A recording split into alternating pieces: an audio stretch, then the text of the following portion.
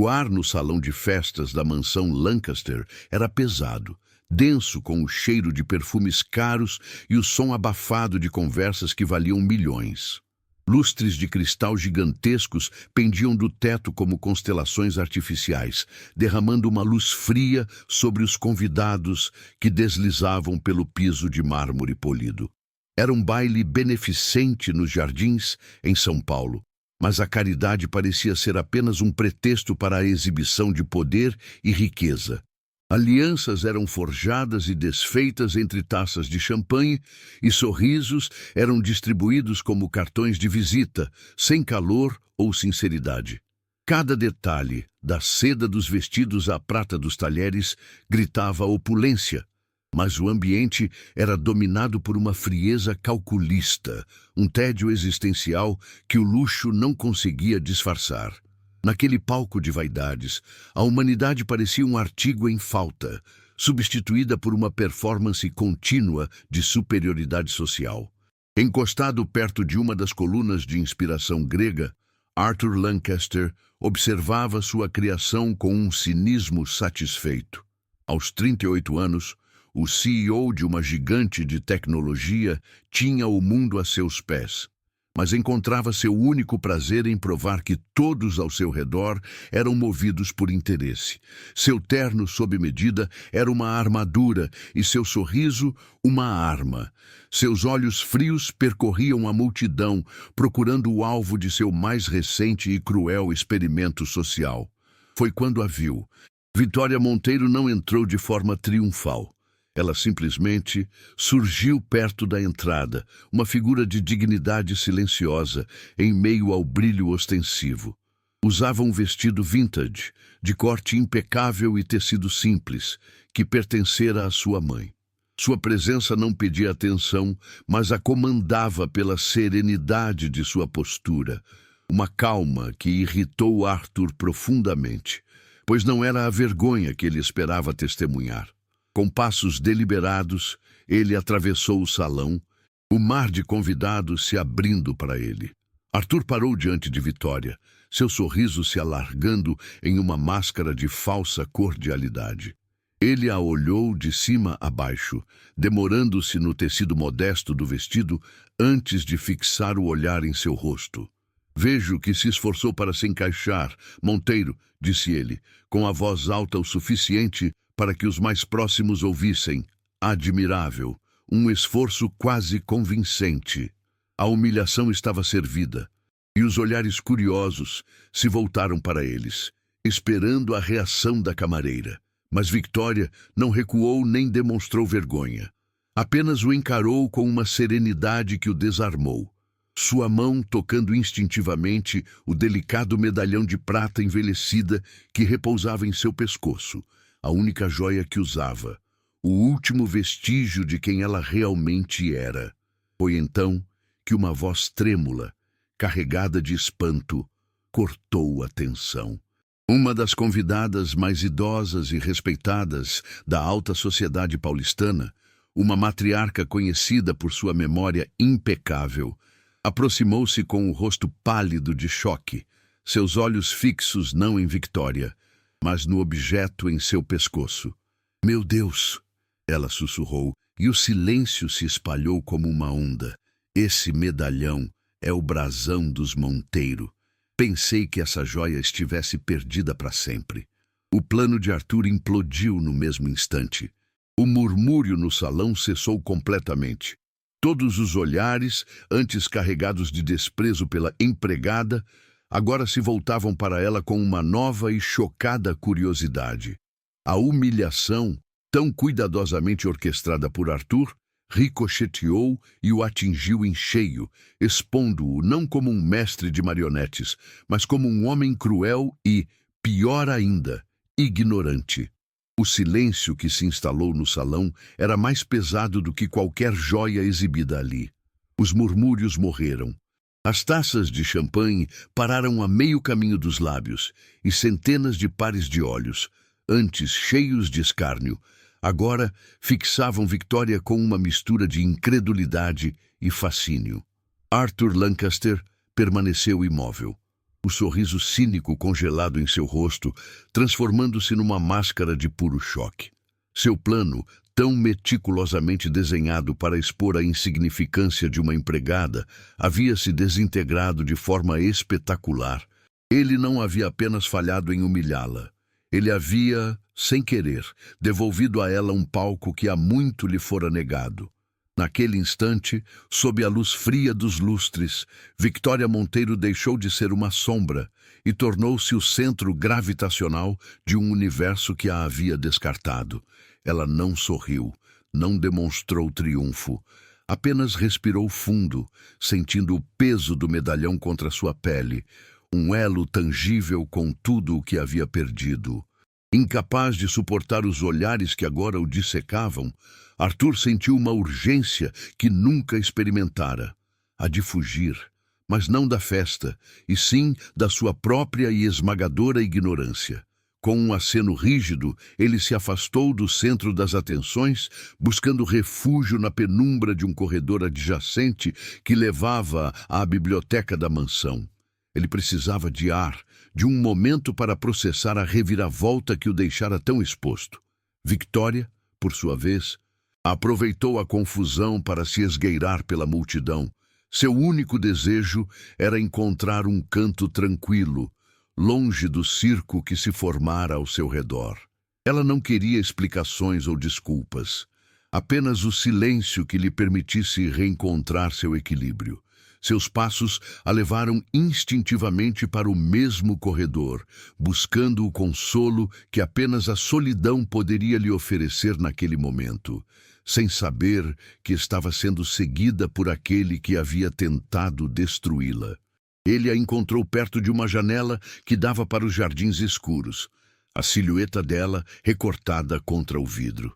A arrogância de Arthur havia se dissipado, substituída por uma curiosidade crua e quase desesperada. Ele parou a uma distância respeitosa, a voz saindo mais baixa do que pretendia. Monteiro, ele começou, e o nome agora tinha um peso diferente. Quem é você de verdade? Victoria se virou lentamente, seu rosto sereno, mas seus olhos guardavam a tempestade de uma década de sofrimento.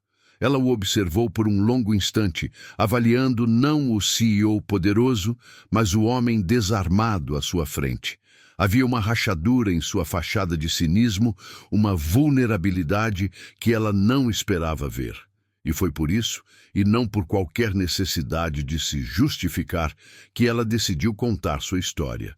A voz dela era calma, sem um pingo de autocomiseração, enquanto pintava o retrato de uma vida que parecia pertencer a outro século.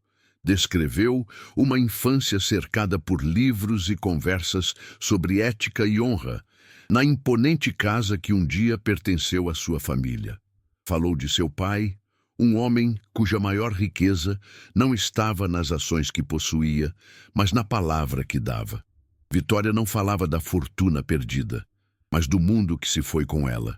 O cheiro de café fresco nas manhãs de domingo, as longas caminhadas com seu pai pelo jardim da propriedade, o som de sua mãe tocando piano ao entardecer. Eram memórias vívidas de um tempo em que seu sobrenome era sinônimo de integridade.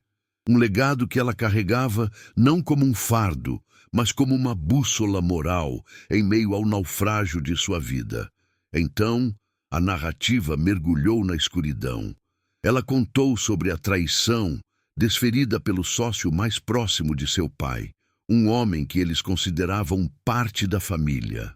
Com uma precisão cirúrgica, ela detalhou a fraude complexa que, da noite para o dia, transformou seu mundo em ruínas.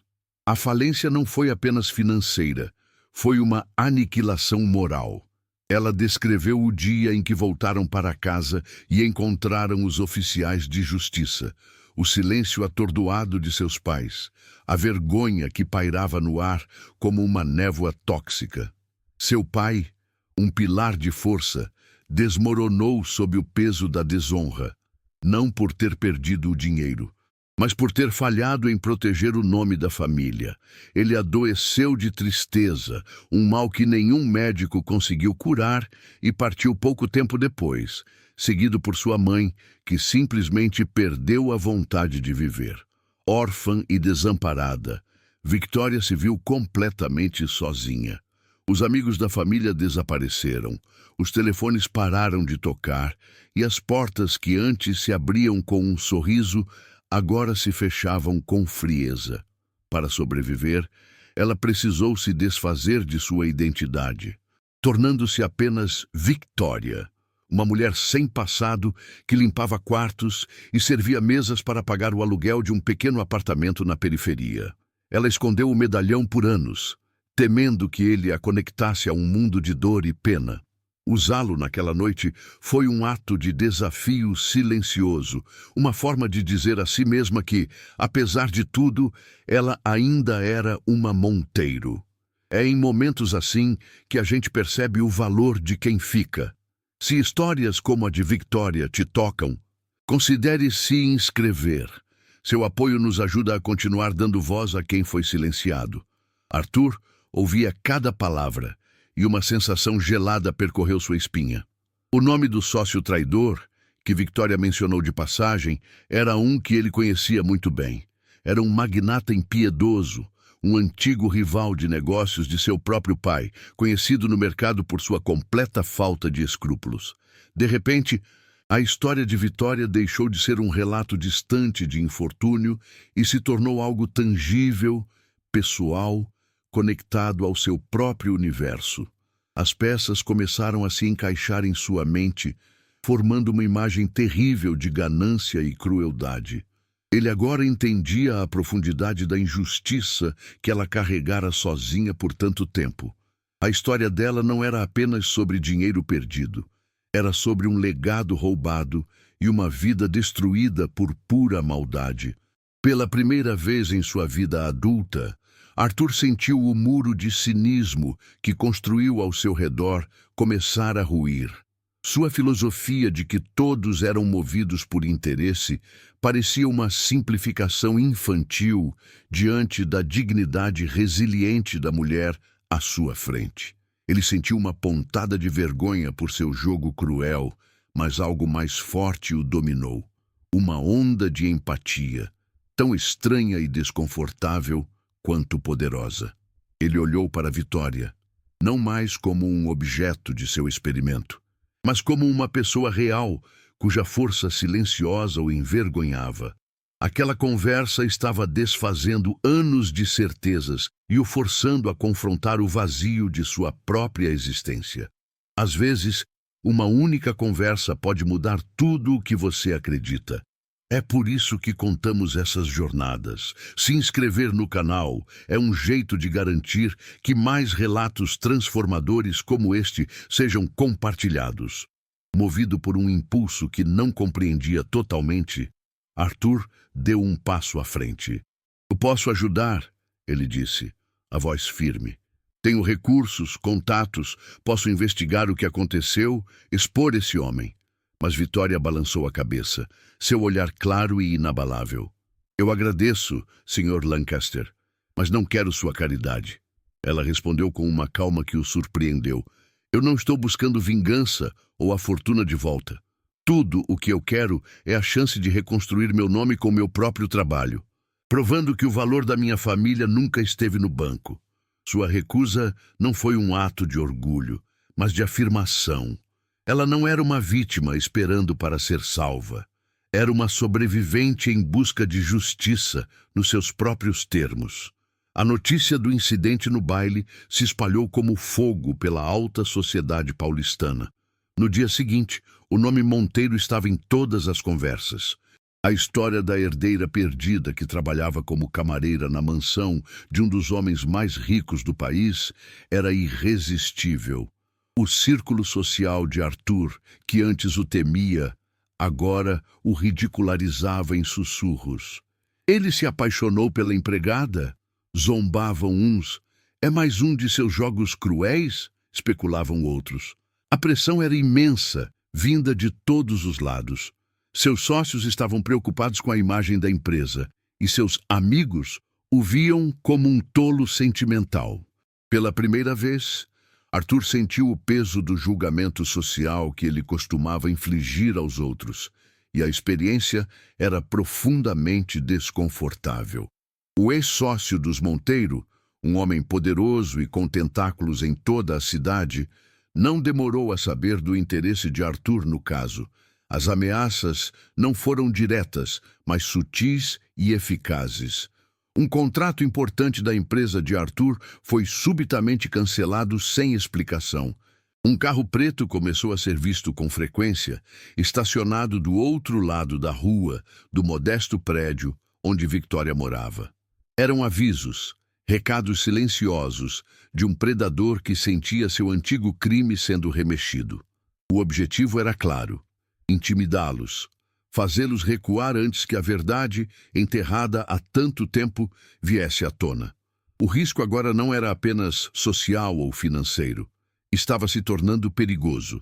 Apesar da pressão e das ameaças, Arthur se sentia mais vivo do que nunca. A história de Victoria havia lhe dado um propósito que o dinheiro e o poder jamais proporcionaram. Ele a procurou novamente, não na mansão, mas em uma cafeteria simples perto do trabalho dela. Ele não ofereceu ajuda, mas uma parceria. "Você estava certa", disse ele, olhando-a nos olhos. "Isso não é sobre caridade, é sobre justiça. Você tem a história e a legitimidade. Eu tenho as ferramentas para descobrir as provas. Não quero fazer isso por você, quero fazer isso com você." Naquele momento, a dinâmica entre eles mudou para sempre. Não eram mais patrão e empregada, humilhador e humilhada. Eram dois aliados improváveis, unidos por um objetivo comum: desenterrar a verdade e restaurar a honra de um nome. A sala de reuniões no último andar do arranha-céu era um santuário de vidro e aço, fria e impessoal, projetada para intimidar. O ex-sócio dos Monteiro, um homem de cabelos grisalhos e sorriso predatório, sentou-se na cabeceira da longa mesa de carvalho, exalando a confiança de quem nunca havia perdido uma batalha. Ele esperava uma negociação, talvez uma tentativa de chantagem por parte de Arthur, algo que ele pudesse esmagar com seu poder. O que ele não esperava era ver Victoria entrar ao lado de Lancaster, não como uma assistente ou uma peça no jogo, mas como uma igual. Ela usava um terninho simples, mas sua postura era a de uma rainha reivindicando seu trono. O ar ficou denso, carregado com o peso de uma década de silêncio e injustiça, e pela primeira vez, uma sombra de incerteza cruzou o rosto do magnata. Arthur não perdeu tempo com formalidades. Com um gesto calmo, ele colocou um tablet sobre a mesa polida e o deslizou na direção do homem. Na tela, uma teia complexa de transações. E-mails criptografados e assinaturas digitalmente verificadas como falsas se desenrolava. Uma crônica irrefutável da fraude que destruiu a família Monteiro. Cada linha de código, cada registro bancário era um prego no caixão da reputação do magnata. A princípio, o homem riu, um som seco e desdenhoso, mas à medida que os dados se acumulavam, o sorriso desapareceu, substituído por uma máscara de fúria contida. Ele olhou de Arthur para Victoria, seu desprezo se concentrando no elo mais fraco. Todo esse esforço por causa de uma empregada? Ele zombou, a voz gotejando veneno. Se apaixonou, Lancaster? Que patético! O insulto pairou no ar, mas não atingiu seu alvo. Arthur nem sequer piscou. Ele olhou para o homem que representava tudo o que ele um dia admirou e agora desprezava. E sua voz saiu firme, desprovida de qualquer raiva, apenas uma clareza cortante. "Eu não fiz isso por ela", disse Arthur. Seu olhar se desviando por um segundo para Victoria, um reconhecimento silencioso. "Fiz por mim. Ela me lembrou de algo que meu pai sempre dizia e que eu esqueci.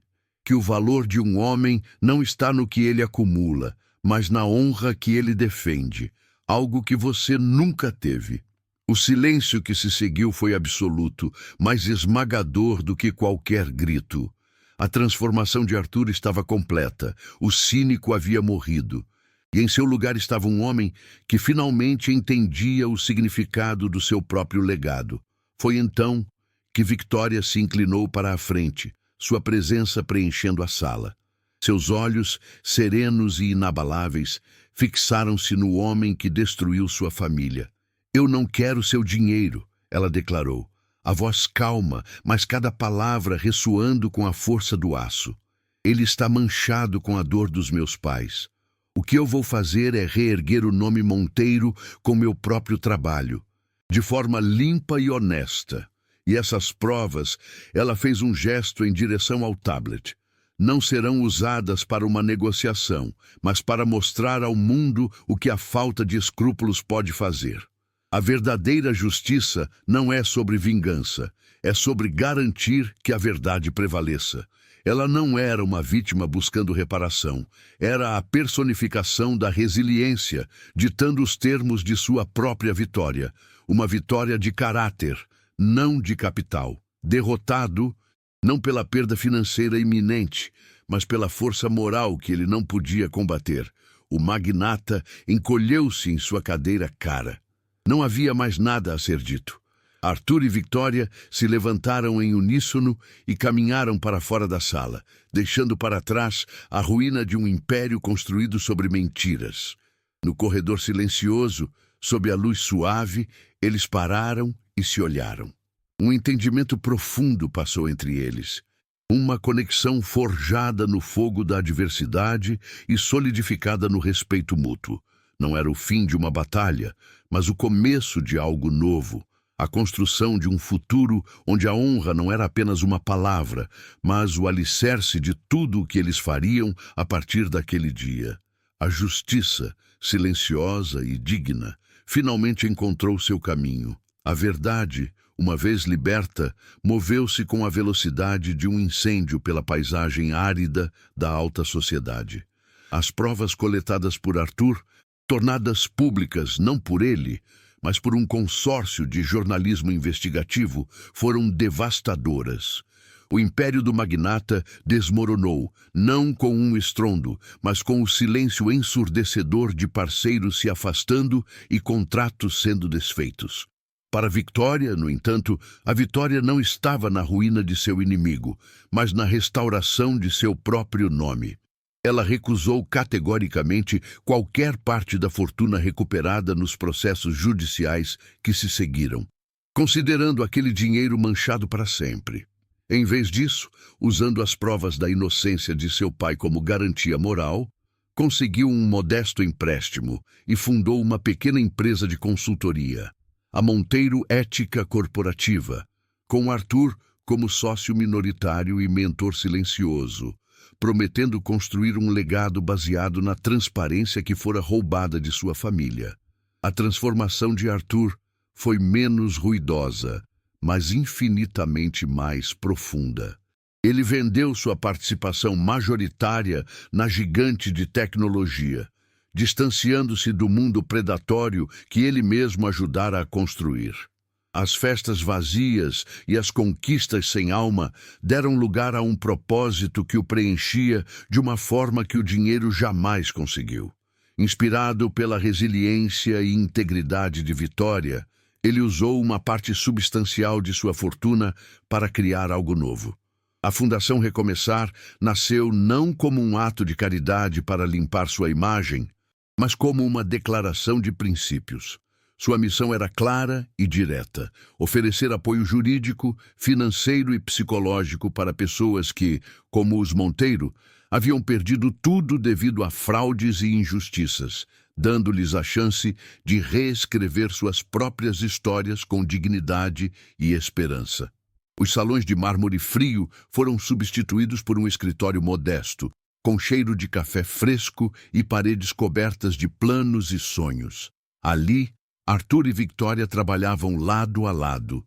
Suas conversas não mais sobre o passado doloroso, mas sobre o futuro que estavam construindo juntos. Não havia mais o CEO e a camareira, mas dois arquitetos de um mundo um pouco mais justo, um projeto de cada vez. O respeito mútuo que os uniu naquela noite na biblioteca floresceu em um laço profundo e sereno, uma parceria que transcendia os negócios. Eles encontraram um no outro, não a salvação, mas um espelho que refletia a melhor versão de si mesmos, provando que a verdadeira conexão nasce não da perfeição, mas da vulnerabilidade compartilhada e da coragem de mudar. 2 anos depois, em um evento pequeno e caloroso para os primeiros bolsistas da fundação, Arthur observava Victoria discursar. Ela não falava sobre perdas, mas sobre a força encontrada na reconstrução. Seu olhar cruzou com o dele na multidão, e pela primeira vez em décadas, o sorriso de Arthur era completamente desprovido de cinismo. Era pura e genuína admiração. Na primeira fila, um jovem, filho de uma família que a fundação ajudara, aplaudia com os olhos brilhando de esperança, um ciclo de redenção em movimento. A jornada deles nos ensina que a dignidade é a única fortuna que ninguém pode nos roubar. É um privilégio poder contar histórias que nos lembram da força que existe em nós. E se você acredita no poder desses relatos, sua inscrição no canal é o que nos permite continuar essa missão.